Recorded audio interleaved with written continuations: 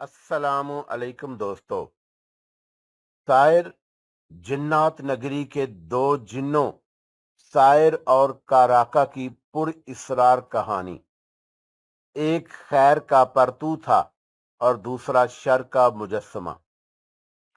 दोस्तों, कहानी में आगे बढ़ने से पहले मेरी आप दोस्तों से गुजारिश है कि चैनल को सब्सक्राइब करें और बेल के आइकॉन को दबाएं ताकि आने वाली वीडियो का नोटिफिकेशन आपको बर वक्त मिले। अचानक मेरी नज़र बैरूनी दरवाजे पर पड़ी तो मैं बेइख्तियार चौंक पड़ा। बैरूनी दरवाज़ा थोड़ा सा खुला हुआ था। उस तरफ तो मेरी तवज्जो ही नहीं गई थी। मैं बरक रफ्तारी से बैरूनी दरवाजे की तरफ बढ़ा और बाहर निकलकर इधर उधर देखने लगा। जहाँ तक मेरी नज़र जा सकती थी मैंने देखा, लेकिन मुझे दूरों नज़दीक कहीं भी आबदा दिखाई ना दी। आबदा कहाँ चली गई है, मैंने खुद कलामी की। दूसरे ही लम्हे मैं चौंक पड़ा। उस तरफ तो मेरा ख्याल ही नहीं गया था कि जब मैं जिन बाबा से मिलने जिन नगर गया था तो मैं दरवाजे को अंदर से कुंडी लगा कर गया था और अब ये दरवाज़ा खुला हुआ था। आखिर ये दरवाज़ा कैसे खुला? मैंने दरवाजे का जायज़ा लिया तो वो सही सलामत था। कहीं से भी दिखाई नहीं दे रहा था कि दरवाजे को खोलने के लिए उसे तोड़ने की कोशिश की गई हो। दीवारें भी ज़्यादा बुलंद ना थी, इसलिए उन पर चढ़कर भी अंदर पहुंचा जा सकता था। मैंने दीवार का जायज़ा लिया तो सारी बात मुझे समझ में आ गई। असलों के साथी दीवार कूद कर अंदर आए होंगे और वो आबदा को उठाकर ले गए होंगे। अब आबदा कहाँ और किस हाल में होगी, ये सोचकर ही मेरी तशवीश में इजाफा हो गया। मैं नहीं जानता था कि असलों के साथी उसे कहाँ ले गए होंगे।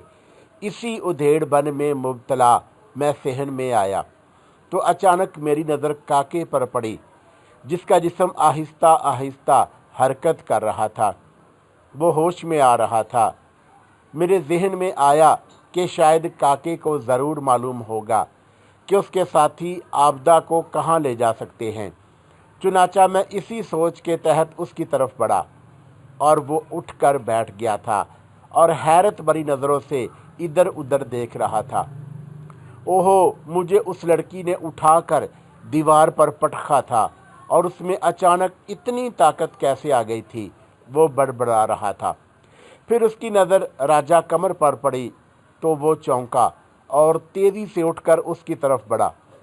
उसने राजा कमर के पास पहुंचकर उसकी गर्दन पर हाथ रखा। ओहो, ये तो मर गया है, वो खौफज़दा लहजे में बोला और फिर उसने इधर उधर देखा। असलू कहाँ है और वो लड़की भी दिखाई नहीं दे रही।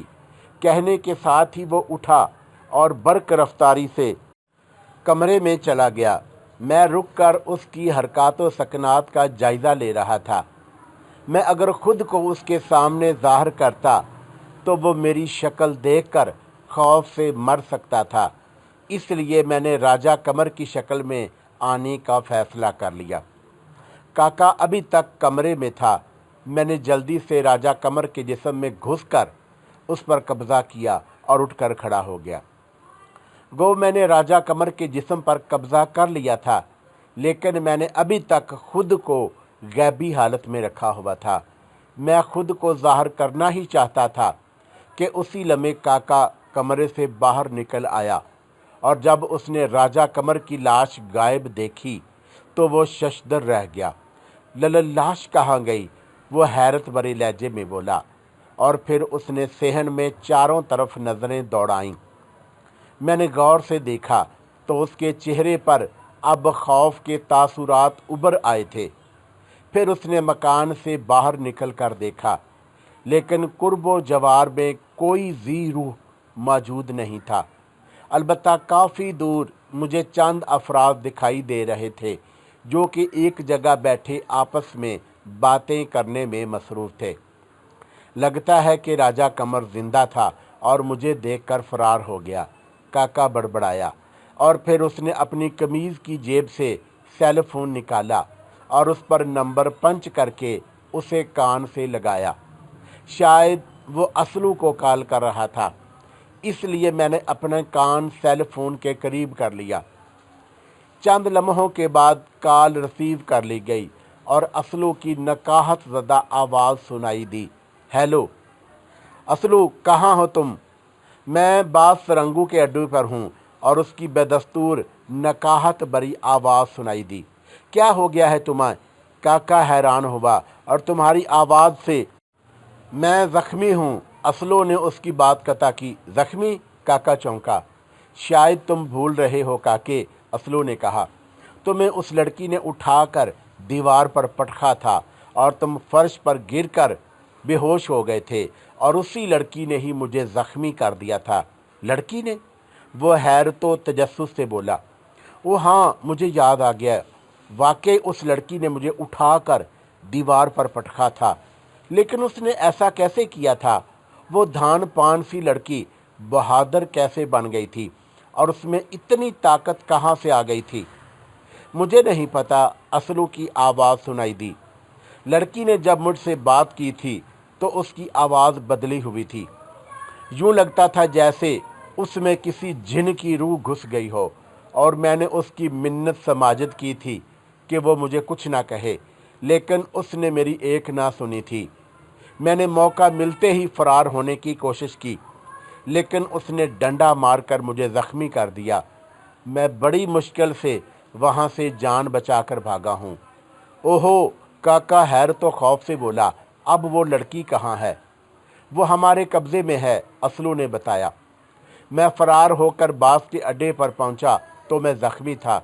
मैंने बास को सारी बात बताई तो बास ने शाहद और शेरे को भेज दिया था और वो दोनों उस लड़की को बेहोशी की हालत में उठाकर यहाँ लाए हैं और अब वो लड़की यहीं कैद है। हाँ, मैं आ रहा हूँ, काके ने राब्ता मुंतके करके सेल फोन अपने लिबास की जेब में रखा और फिर पैदल ही आगे बढ़ने लगा। मैं भी उसके साथ हवा में तैरता हुआ आगे बढ़ने लगा। मैं बेहद खुश था कि मुझे आपदा के बारे में मालूम हो गया था। अब मैं आसानी के साथ उसे ले जा सकता था। बस्ती से निकलकर काका और मैं सड़क पर पहुंच गए। वहां 6 चिंगची रक्शे मौजूद थे। सिर्फ एक रक्शे में चंद सवारियां मौजूद थीं और ड्राइवर मज़ीद सवारियों के इंतज़ार में खड़ा था। काका भी चिंगची रक्शे में सवार हो गया, जबकि मैं रक्शे के करीब ही खड़े होकर इंतज़ार करने लगा। थोड़ी देर के बाद चिंगची रक्षा सवारियों से भर गया तो ड्राइवर उन्हें लेकर आगे बढ़ गया। मैं रक्शे के साथ साथ उड़ रहा था। आधे घंटे के सफ़र के बाद चिंगची रक्षा मुरादाबाद चौक के किनारे रुक गया और काके ने उतरकर किराया अदा किया और फिर वो सड़क क्रॉस करके आगे बढ़ने लगा। एक बस्ती में दाखिल होकर वो एक हवेली नुमा के दरवाजे पर पहुंचकर रुक गया। हवेली नुमा घर का फाटक जंग आलूद था। 4 दीवारें भी ज़्यादा बुलंद ना थी, अलबत्ता दीवारों पर खारदार तारें लगी हुई थी। काके ने कॉल बेल बजाई और फिर किसी के आने का इंतज़ार करने लगा। 5 मिनट के बाद फाटक के पीछे से आवाज़ आई, कौन? मैं हूँ काका, काके ने जवाब दिया तो फाटक का ज़ैली दरवाज़ा खुला और एक नौजवान दिखाई दिया। उसने शलवार कमीज़ पहनी हुई थी। उसके सर के बाल कदरे बड़े और उसके कांधों तक फैले हुए थे। आंखों में गहरी सुर्खी थी और उसकी मूंछें तलवार मार्का थी। काका अंदर दाखिल हो गया तो नौजवान ने दरवाज़ा बंद किया और फिर वो दोनों बातें करते हुए एक तरफ बढ़ने लगे। हवेली नुमा घर काफ़ी बड़ा और वसी अहाते पर फैला हुआ था। काका उस नौजवान के साथ एक कमरे में चला गया और उस कमरे के कोने में बिछे बिस्तर पर सिर्फ मौजूद था और उसके सीने तक चादर थी और उसके सर पर पट्टी बंधी थी और वो कदरे नहीफ व नज़ार दिखाई दे रहा था। यार, मुझे तो यकीन ही नहीं आ रहा कि उस लड़की पर जिन ज़ात का साया हो गया था, काके ने मेरा जिक्र करते हुए कहा। यकीन तो मुझे भी नहीं आया, लेकिन तुम खुद सोचो, आखिर लड़की में यकदम इतनी ताकत कैसे आ गई थी और उसकी आवाज़ भी बदल गई। उसने जवाब दिया, और मैंने तुम्हें बताया ना कि जब मैं फरार हो रहा था तो इसने इतनी कुव्वत से डंडा मेरी टांग पर मारा था कि मैं चलने के काबिल भी नहीं रहा था। ये देखो मेरी टांग। कहने के साथ ही असलू ने अपनी टांग से चादर हटाई तो उस पर पट्टी बंधी हुई थी। काका दहशत ज़दा नज़रों से उसकी टांग देख रहा था और फिर असलू ने चादर दोबारा डाल दी।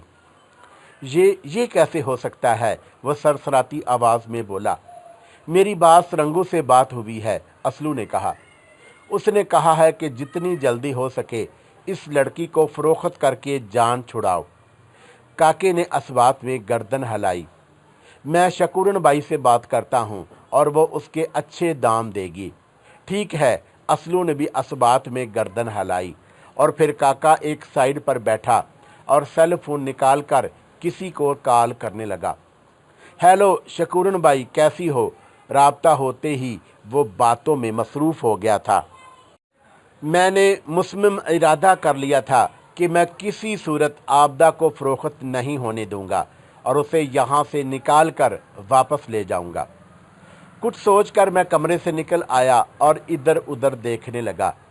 एक तरफ दरख्त के करीब वही नौजवान चारपाई पर नीम दराज मोबाइल में मसरूफ़ था जिसने दरवाज़ा खोला था। मैं बिला खेदी से उसकी तरफ बढ़ गया। उसके करीब पहुंचकर मैंने उस नौजवान का तसव्वुर किया और जिन बाबा की दी हुई अंगूठी पर उंगली फेरी तो यकलख्त मैं उस नौजवान का हमशक्ल बन गया। मैं अभी तक गैबी हालत में था, इसलिए उसने मुझे नहीं देखा था। मैंने उसके करीब जाकर उसके सर पर हाथ रखा तो वो एक लम्हा गुजरने से पहले ही ना सिर्फ बेहोश हो गया बल्कि दुनिया की लोगों की नज़रों से भी गायब हो गया। उसे सिर्फ मैं ही देख सकता था। अगर असलू, काका या उसका कोई साथी उधर देखता तो उन्हें सिर्फ खाली चारपाई ही पड़ी दिखाई देती। मैंने खुद को ज़ाहिर किया और पलटकर असलू के कमरे की तरफ बढ़ गया। मैं कमरे के दरवाजे पर पहुंचा ही था कि उसी लम्हे काका बाहर निकला और एक तरफ बढ़ गया। उसके हाथ में चाबियों का एक गुच्छा था। दाएं तरफ सीढ़ियां नीचे जा रही थी। काका सीढ़ियां उतरकर एक दरवाजे पर पहुंचा और चाबियों वाले गुच्छे में से एक चाबी तलाश करके दरवाजे पर मौजूद ताला खोलने लगा। ताला खोलकर मैंने दरवाज़ा भेड़ा और धड़कते दिल के साथ कमरे में कदम रख दिया। कमरे में अंधेरा था, लेकिन जब मेरी आंखें अंधेरे से मानूस हुईं और मैंने देखा तो मेरा दिल धक से रह गया, क्योंकि कमरे में आबदा मौजूद नहीं थी। इससे पहले कि मैं वापस पलटता, अचानक मेरे सर पर कोई भारी चीज़ पड़ी और मुझे अपना दिमाग झनझनाता हुआ महसूस हुआ। मैं समझने ही लगा था कि एक बार फिर मेरे सर पर भारी चीज़ पड़ी और मैं उछलकर फर्शबोश हो गया। मैं बुओं के बल फर्शबोश हुआ था। जिस अंदाज में मैं फर्शबोश हुआ था, अगर मेरी जगह कोई और होता तो शायद उसके मुंह के कुछ दांत टूटकर बाहर आ गिरते या उसके पेट में चले जाते। चूँकि मैं एक जिन ज़ात था, इसलिए मुझे कुछ नहीं हुआ था। मैं एक झटके से उठकर खड़ा हो गया। मैंने देखा आबदा के दाएं हाथ में एक गुलदान था और उसकी आंखों से वहशत बरस रही थी। मुझे सही सलामत देखकर वो ना सिर्फ हैरान और परेशान रह गई, बल्कि उसके गुस्से में भी इजाफा हो गया। दूसरे ही लम्हे उसने आगे बढ़कर एक बार फिर पूरी कुव्वत से गुलदान मेरे सर पर मार दिया। इस बार भी मुझे कुछ नहीं हुआ, अलबत्ता मैं थोड़ा सा लड़खड़ाया ज़रूर था। आबदा ने दोबारा गुलदान मारने के लिए हाथ उठाया तो मैंने फुर्ती से उसकी कलाई थाम ली। उसने अपनी कलाई छुड़वाने की कोशिश की, लेकिन मेरे हाथ की गिरफ्त बेहद सख्त थी। क्या कर रही हो आबदा? मैंने नरम लहजे में कहा तो आबदा बे-इख्तियार ठटक कर मुझे देखने लगी। क्या मतलब? वो इस्तेजाबी कफ़ियत में हकलाई। तुम मेरा नाम कैसे जानते हो? मुझे एहसास हुआ कि मुझसे गलती हो गई। मुझे उसका नाम नहीं लेना चाहिए था। अब मैं समझ में नहीं आ रहा था कि उसे क्या जवाब दूं। मेरे हाथ की गिरफ्त ढीली हुई तो उसने एक झटके से अपना हाथ छुड़वाया, लेकिन वो बेदस्तूर हैरानो परेशानी से मुझे देख रही थी। वो मैं कहने लगा, बताओ तुम मेरा नाम कैसे जानते हो?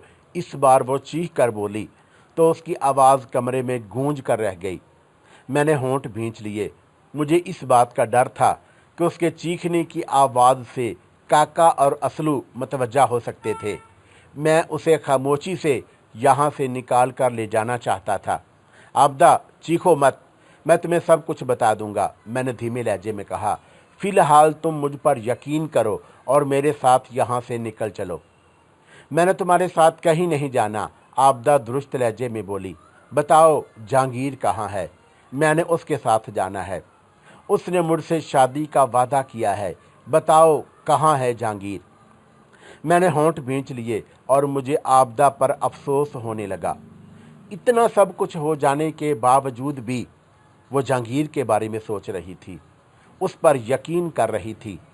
ताहम मैंने नरम लहजे में कहा, जहांगीर नहीं आएगा। मेरी बात सुनकर वो बेइख्तियार ठटकी और उसके चेहरे पर साए से लहराने लगे। वो गैर यकीनी सी कैफियत में मुब्तला हो गई। क्या मतलब? क्यों नहीं आएगा वो मुस्तफसर हुई। और उसने मुझसे शादी के वादे किए थे, मुझे सुहाने ख्वाब दिखाए थे। बताओ कहाँ है वो और उसका घर कहाँ है? मैं खुद उसके पास चली जाऊंगी। आबदा को उस धोखेबाज की हकीकत बताना लाजमी था, इसलिए मैंने होंठ भींचते हुए कहा, उसने तुमसे झूठ बोला था, तुमसे शादी के झूठे वादे किए थे।